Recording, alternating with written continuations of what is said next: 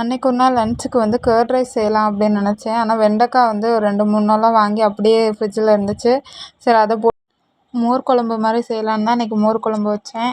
கத்திரிக்காய் தொக்கு மாதிரி செஞ்சேன். மோர் குழம்பு வந்து இன்றைக்கி கொஞ்சம் வித்தியாசமாக வச்சேன். செம்ம டேஸ்ட்டாக இருந்துச்சு. கத்திரிக்காயுமே ஃபஸ்ட் டைம் இந்த மாதிரி ட்ரை பண்ணுறேன். நல்லா இருந்துச்சு. நீங்களும் ட்ரை பண்ணி பாருங்கள். கத்திரிக்காய் ஃப்ரைக்கு கொஞ்சோண்டு எண்ணெய் ஊற்றிட்டு அதில் பூண்டும் வெங்காயமும் கொஞ்சம் நறுக்கி வச்சுருந்தேன். அதை போட்டு நல்லா வதங்கினதுக்கப்புறம் கத்திரிக்காயும் போட்டுடணும். கத்திரிக்காய் வந்து எண்ணெயிலேயே வேகணும். அதுலேயே வந்து மிளகாத்தூள், மஞ்சத்தூள், உப்பு மட்டும் போட்டு மல்லித்தூள் கொஞ்சோண்டு போட்டுக்கணும்.